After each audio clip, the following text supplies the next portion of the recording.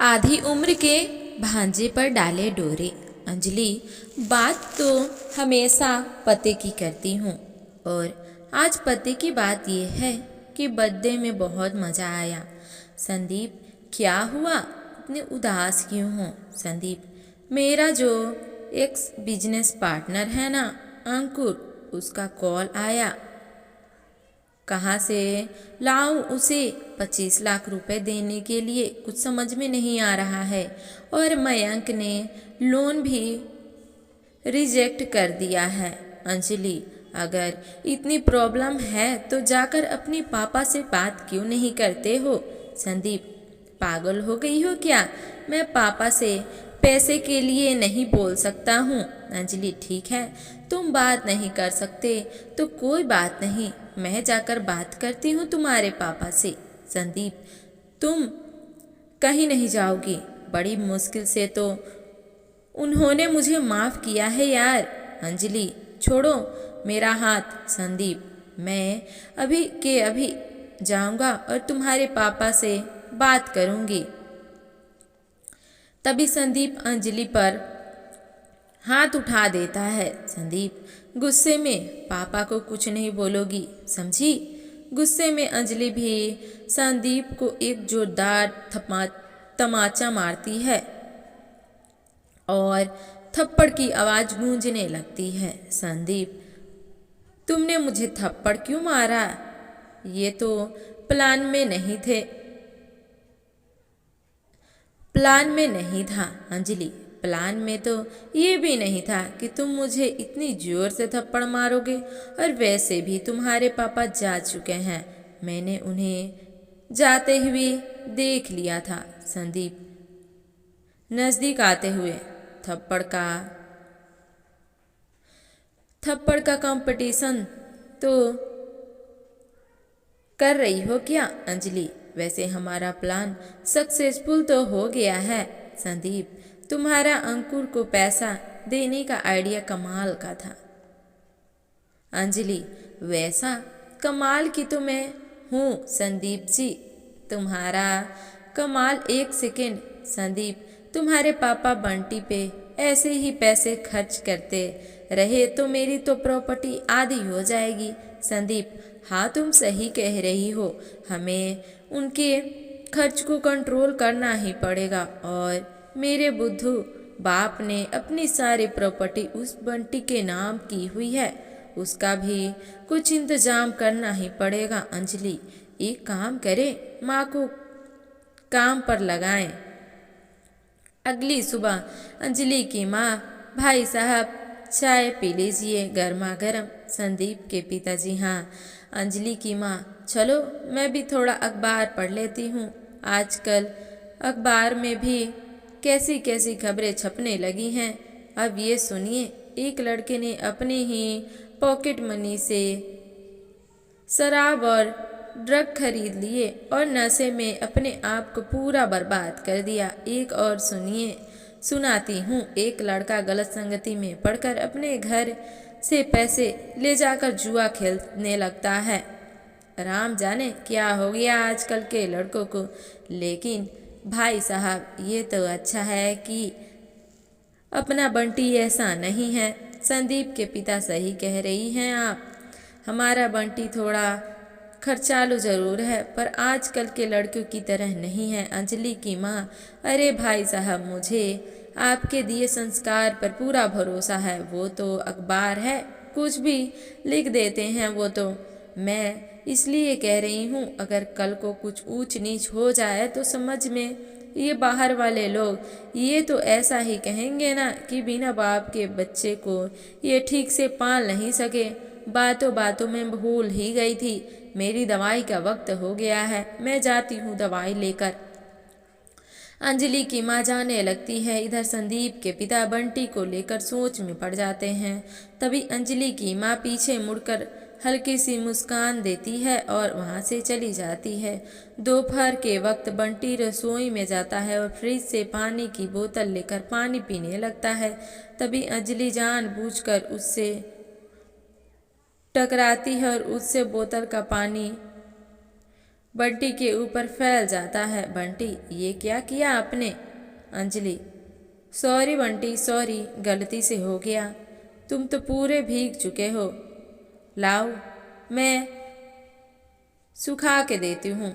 वह बंटी के शरीर पर अजीब तरह से स्पर्श करने लगी और चिपकने लगी। बंटी, मैं खुद चेंज कर लूँगा, डोंट वरी। अंजलि, बंटी, मामी से कैसी शर्म, अपनी मामी से शर्माओ मत। लाओ, मैं कर देती हूँ।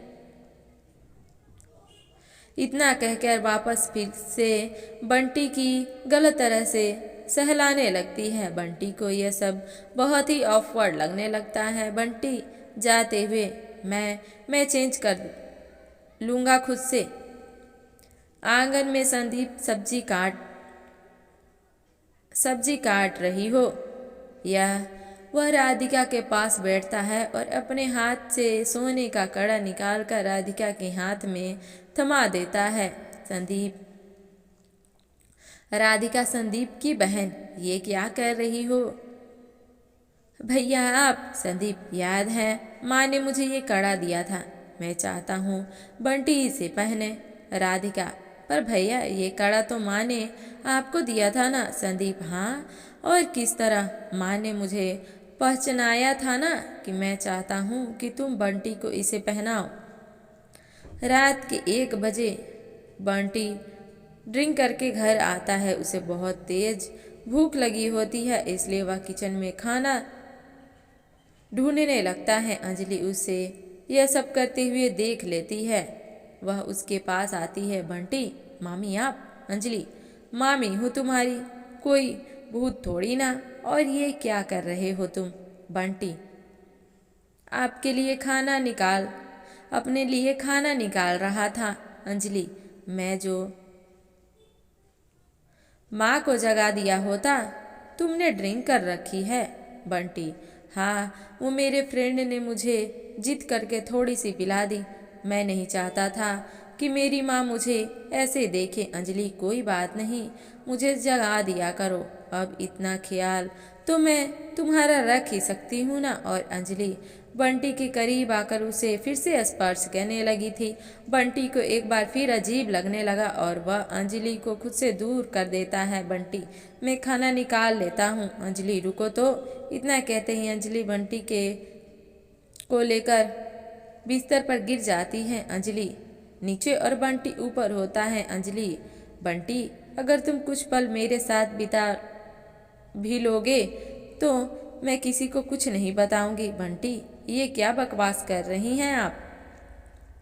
बंटी के मुंह से यह शब्द सुनकर अंजलि गुस्से में आ जाती है और बंटी को जबरदस्ती अपने ऊपर पकड़ कर रखती है। अंजलि शोर करते हुए, दादी, दीदी, प्लीज बचाओ मुझे। संदीप, प्लीज बचाओ। परिवार के सभी लोग भाग कर आते हैं। बंटी की माँ उसे गुस्से और अंजलि के ऊपर से ढकेलती है। राधिका, क्या कर रहा था तू? ये क्या कर रहा था? अंजलि दिखावे करते हुए, दीदी, बंटी मेरे साथ जबरदस्ती करने की कोशिश कर रहा था और इसने शराब भी पी हुई है। राधिका, आज मुझे तुझे अपना बेटा कहने पर शर्म हो रही है। बंटी, लेकिन माँ, मैंने सच में कुछ नहीं किया है। माँ, मेरी बात तो सुनो। राधिका, तेरी इस नीच हरकत की वजह से मैं अब इस परिवार को अपना मुंह नहीं दिखाऊंगी। संदीप गुस्से में, तुम अंदर चलो, बंटी से मैं बाद में बात करता हूँ, चलो जाओ। राधिका, थोड़ा तो सोच लेता मेरे बारे में, बेशर्म कहीं के। बंटी, माँ, मेरी गलती नहीं है, मैं ड्रिंक करके आया तो ज़रूर था, लेकिन मैं किसी भी नशे में ऐसा हालत नहीं कर सकता हूँ, किसी के साथ भी ऐसी हरकतें नहीं कर सकता, बल्कि मामी ने मुझे अपनी तरफ खींचा था। और राधिका, वो ऐसा क्यों करेंगी? हाँ, क्यों करेंगी वो ऐसा? बंटी, पापा की कसम खा के कहता हूँ। राधिका, बस कर बंटी, बस कर, कम से कम अपने पापा की तो कसम मत खा, वो भी झूठी। कितना झूठ बोलने लगा है तू। लेकिन माँ, राधिका रोते हुए, सुधर जा। संदीप के कमरे में अंजलि मुस्कुराते हुए, मुझे एक बात अभी तक समझ में नहीं आई, तुम बंटी को क्यों टारगेट कर रही हो संदीप? तुमने ताशा के पत्तों का महल देखा? उसका तो सबसे नीचे का पत्ता होता है ना, उसे चोट करो तो सारे पत्ते ढह जाते हैं बंटी। वही ताश का आखिरी पत्ता है जिस पे हमें चोट करनी है। मतलब हम बंटी पे चोट करेंगे तो माँ को दर्द होगा, फिर माँ रिएक्ट करेगी, फिर माँ बेटे दोनों घर से आउट और हम प्रॉपर वे इन हो जाएंगे। तो दोस्तों, आप लोगों को ये कहानी कैसी लगी कमेंट करके ज़रूर बताइएगा, और मेरे वीडियो को एक लाइक और चैनल को भी